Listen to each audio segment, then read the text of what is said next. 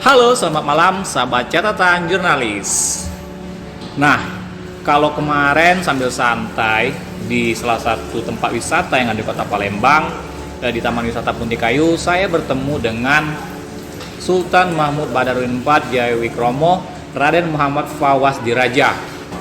Nah, ternyata kita dalam menelusuri sejarah perjuangan Sultan Mahmud Badarudin II yang diasingkan di Ternate, ternyata itu memiliki banyak sekali cerita.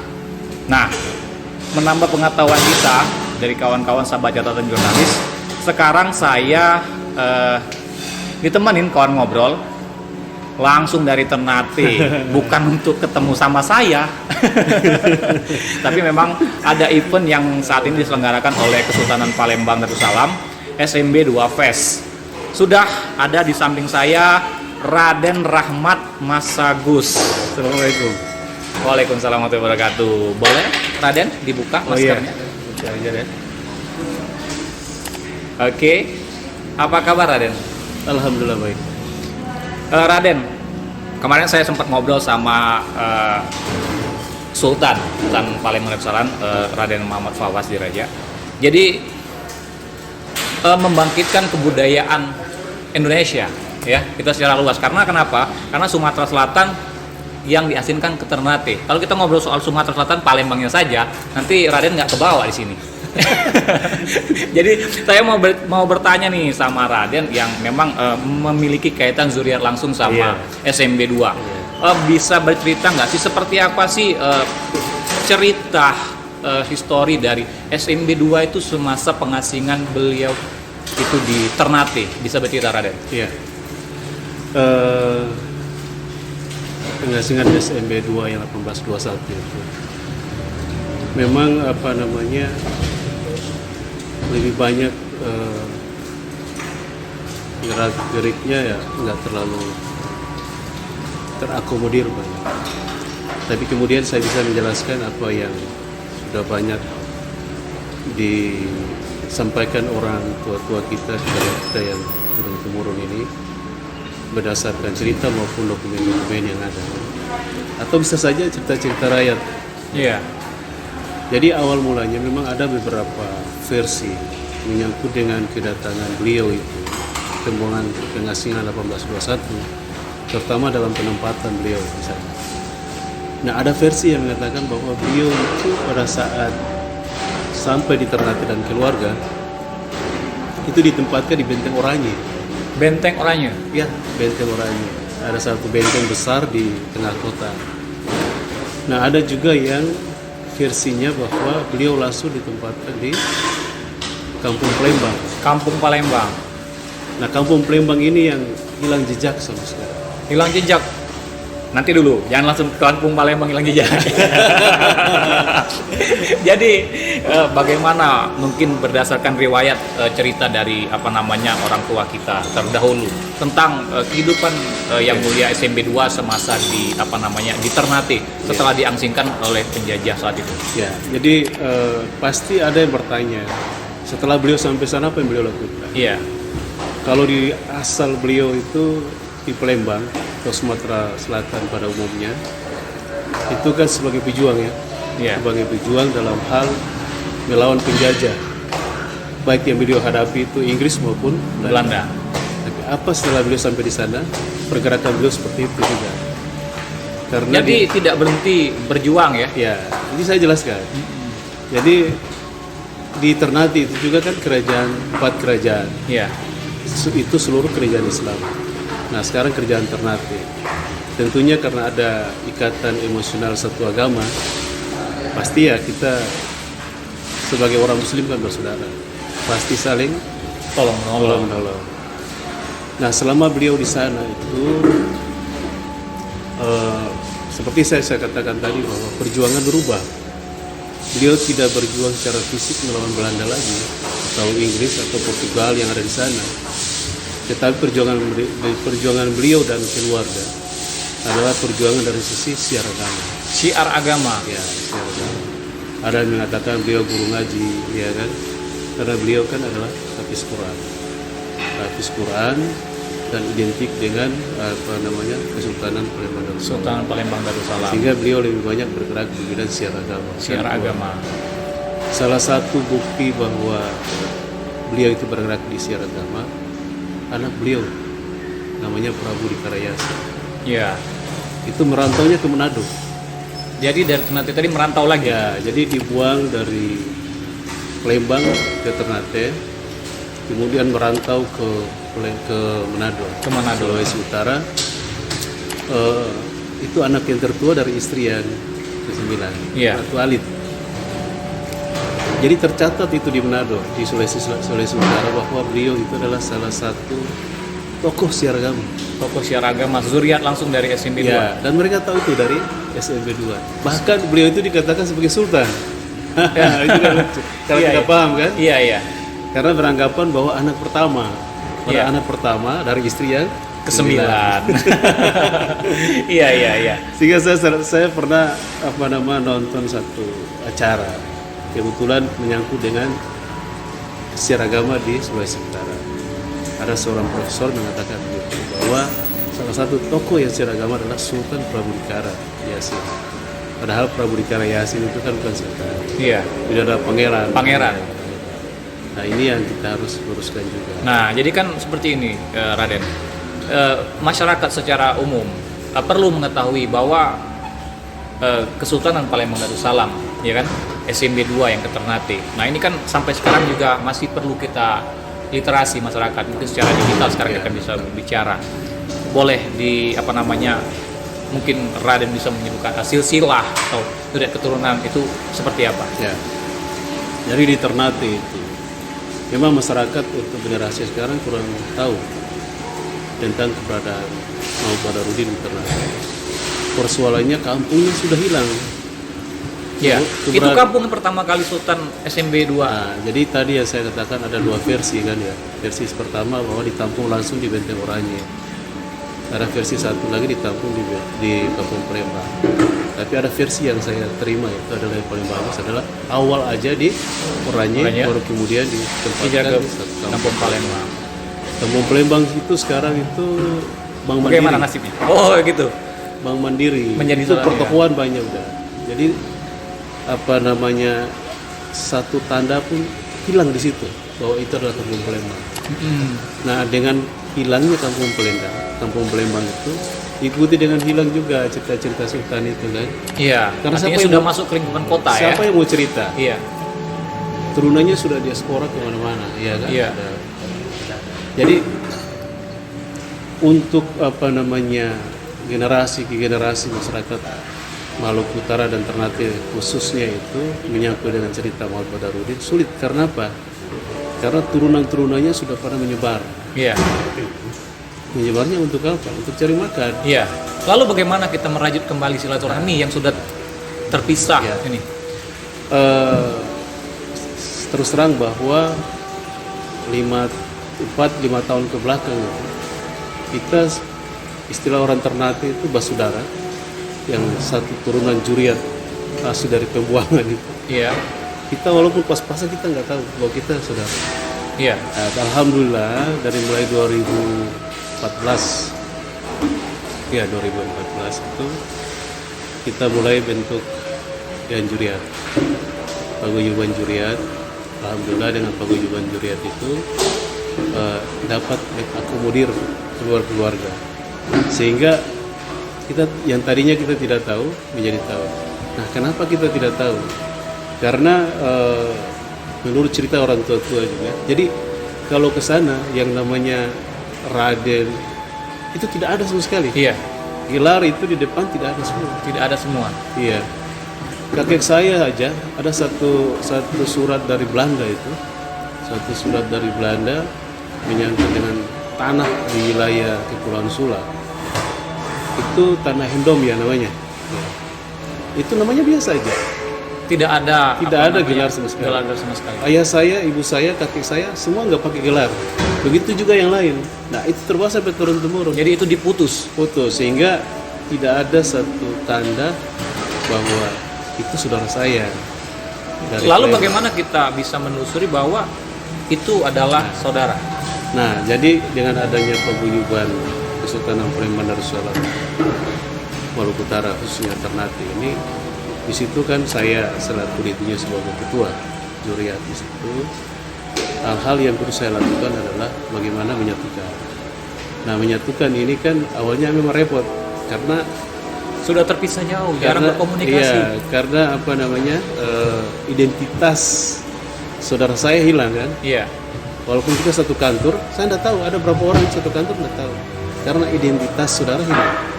Identitasnya itu Raden, Iya. hilang dari atas sampai sekarang. Nah, dengan terkumpul ini, saya selalu memberikan apa namanya pemahaman kepada saudara-saudara itu ya. Saya sampai kalau seandainya saya punya anak lagi ada,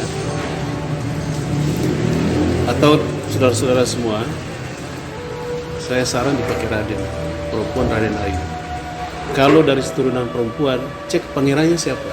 Pangerannya yang dijadikan marga. Iya. Iya, Artinya terah keturunannya ya. iya. Raden. Pangerannya dijadikan marga.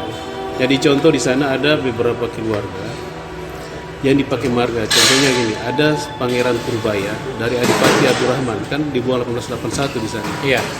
Itu keluarganya yang ke bawah pakai jadikan marga Purbaya. Purbaya. Iya. Ada juga dulunya staf saya dulu namanya Yusuf Yusuf Sutawijaya. Nah, Sutawijaya itu istri yang keempat kalau tidak salah punya anak. Itu dibuang di Ambon. Dibuang di Ambon. Nah, keluarganya ke bawah pakai Sutawijaya walaupun perempuan kan. Ya, saya sarankan begitu. Jika kalian dari jalur laki-laki, anaknya harus pakai Raden atau Raden Ayu. Jika dari perempuan, tolonglah kalau tahu pangerannya siapa, dipakaikan jadi marga. Ini marga. Sehingga perempuan laki-laki pakai sebagai identifikasi kita untuk mereka. Nah, mereka tanyakan kenapa? Saya bilang begini, kita kan sudah lama terputus nih komunikasi, terputus hubungan silaturahmi. Nah, itu disebabkan karena tadi kita punya identitas hilang. Nah, jika kalau anak-anak kamu dipakai identitas seperti itu, jika bertemu contohnya satu sekolah, ya kan? Iya. Raden ini kan hanya dua, kalau bukan Jawa ya Sumatera sini. Iya. Ya. Jika dibilang orang Palembang pasti saudara. Apalagi yang di Ternate kan? Iya, benar. Nah, itu kemudian sekarang sudah mulai anak-anak mereka yang sudah kita rencanakan sudah mulai pakai Raden dan lain-lain. Dan itu kita biasakan juga pakai panggilan-panggilan yang ya biasa orang Ternate lah, orang Palembang lah.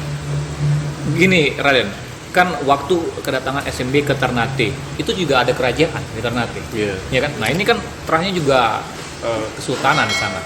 Lalu bagaimana kita mengidentifikasi sehingga ini bawa terah dari Kesultanan Palembang? Iya, jadi gini, waktu 1821 itu seperti kota saya tadi Kampung Palembang itu ada versi yang menyatakan bahwa itu pemberian dari Kesultanan Ternate, Kampung Palembang itu. Iya. Nah, setelah kami konfirmasi dengan tokoh sejarah Ternate namanya Pak Atna, beliau dosen di Unhair, Universitas Hairun Ternate. Beliau bilang beliau tidak sependapat kalau Kampung Palembang itu adalah pembelian dari Kesultanan Ternate. Karena pada 1821 pembuangan itu zaman itu ada Belanda di sana. Dan itu ada wilayah-wilayah mana wilayah Kesultanan, Iya. mana wilayah Belanda. Wilayah kekuasaan Belanda. Iya. Nah, sedangkan wilayah kota Palembang itu adalah wilayah daripada Belanda. Jika saat itu kalau dibilang bahwa Kesultanan Ternate yang berikan, tidak mungkin dia bilang. Iya. Nah, itu tempat memang Belanda yang tempatkan dia di situ. Artinya diasingkan memang ke situ. Diasingkan ke Ternate. Yang tadi saya sepakat itu pertama ditempatkan di Benteng Oranye, Iya. kemudian dipindahkan ke Kampung Palembang. Ini kan nggak terlalu jauh, sebelahan aja. Oh, seperti itu. Jadi sininya Benteng, sebelahan. Oh, jadi kampung ya, Kampung, ya, iya. tidak terlalu jauh artinya. Nah, jadi kan gini, untuk memperjelas nih zuriat dari SMB 2 ini kan, Kesultanan Palembang kan kemarin itu dalam waktu dekat ini akan mengadakan SMB 2 Fest. Iya. Iya kan? Seperti apa sih ini bentuk wujud dukungan kita sebagai zuriat dari SMB 2 dalam event yang dilaksanakan maraton lah sekitar 2 bulan ini kira-kira, Raden? Ya, kan ini merupakan satu momen dalam memperingati 200 tahun pengasingan daripada Susuhunan Mahmud Badarudin. Jadi yang jelas kami turunan dari beliau, kalau momen ini adalah merupakan satu momen untuk mengangkat dan mengingat keberadaan beliau kan di dunia ini, terutama di khususnya Palembang dan Sumatera Selatan. Kami harap itu terutama hal-hal yang positif yang terkait dengan budaya yang beliau selama ini terbawa, tapi kemudian sudah mulai hilang secara Tergerus ya. Nah, dengan momen ini ya bisa dijadikan sebagai momen secara periodik setiap tahun kan. Dari setiap tahun untuk mengingat dan mengembangkan budaya dan sejarah daripada Artinya kami mendukung sekali ya Sultan. Artinya momen ini menjadi salah satu pengingat kembali ya, bahwa di Indonesia ini Sultan Mahmud Badarudin II itu ditetapkan sebagai pahlawan nasional pada tanggal 29 Oktober 1984. Iya. Harapan kita kepada generasi milenial seperti apa sih? Jadi kalau kita bicara pahlawan nasional, banyak pahlawan nasional, ya kan? Tapi pahlawan nasional seperti Mahmud Badarudin itu seperti apa? Mulai kita turunan kan. Nah, kita semua tahu bahwa yang dekat, yang belajar kepribadian daripada Mahmud Badarudin ini luar biasa kan. Jadi dalam mengangkat seorang raja dulu, seorang sultan itu identifikasinya banyak, terutama daripada akhlaknya. Jadi menurut sejarah bahwa Mahmud Badarudin itu walaupun dengan kemewahan daripada Kesultanan Palembang Darussalam, beliau tidak menikmati seperti yang lain. Nah, itu yang kita petik di sini. Kalau kita bicara pahlawan, banyak pahlawan nasional. Poin penting yang kita petik adalah substansi daripada apa yang beliau lakukan, hati beliau, kelakuan beliau, ya kan? Itu sebenarnya kita harus angkat. Nah, generasi yang berkaitan langsung dengan beliau seperti kami ini wajib itu. Seperti saudara saya Fawaz, kan? Iya. Wajib harus kita tetap menjaga kebudayaan dan dan melestarikan apabila ini. keluarga yang di Palembang ini seperti Raden Muhammad Fawaz melakukan hari itu, ya kita harus dukung sepenuhnya karena itu hal baik. Nah, jadi saya ingatkan saja momen ini harus lebih banyak meningkatkan sifat dan karakter daripada Mahmud Badarudin, ya kan? Iya. Bukan saja sebagai pahlawan nasional yang secara garis besar adalah patriotismenya, Iya. tapi akhlak dan sifat daripada beliau lakukan. Okay. Dan kalau orang tidak belajar tidak tahu. Iya. Ya, kalau belajar baru tahu, gitu kan? Baca, ya kan? Nah, kalau itulah yang kami harapkan sehingga generasi ke depan, generasi Palembang dan Sumatera Selatan pada umumnya itu bisa mengikuti akhlak dan perilaku daripada Susuhunan Mahmud Badarudin. Oke. Oke, baik Raden. Aduh, ini memang saya tuh sebenarnya pengen berdiskusi ini panjang lebar, ya kan? Tapi kalau langsung kita bongkar hari ini, ya kan? Ya kan? Kalau langsung kita bongkar hari ini dalam diskusi kita hari ini, nanti kawan-kawan tidak belajar lagi. Oh gitu. Iya kan? Artinya semoga aja dalam waktu ada kesempatan nih mungkin lain hari kita bisa ngobrol-ngobrol lagi dalam hal ini dan lebih spesifikasi lagi, ya kan, seperti apa SMB 2 di Ternate dan semasa beliau pengasingan, ya kan. Tapi setidaknya ini adalah membuka wawasan bagi generasi milenial bahwa hal-hal yang patut kita contoh adalah akhlak, betulnya SMB 2 dalam tulus menjalani pengasingan tersebut, ya kan, sehingga memang bisa kita tiru dan kita contoh. Betul. Ya. Nah, jadi mungkin sedikit sih kawan-kawan, ya. Tapi setidaknya kita bisa mengetahui bahwa SMB 2 dalam pengasingannya ke Ternate memiliki zuriat yang memang sampai saat ini tetap dirajut silaturahminya, sehingga memang Kesultanan Darussalam Palembang itu memang masih terjaga hingga sampai saat ini. Ya kan? Ya. Jadi saya Riza Palepi dan Raden Rahmat Ki Agus. Saya Raden Rahmat Mas Agus. Oh, Raden Rahmat Mas Agus. Maaf Raden. Iya, enggak apa-apa. Jadi kami undur diri dan terima kasih. Sampai jumpa. Sampai jumpa. Assalamualaikum. Terima kasih, Raden.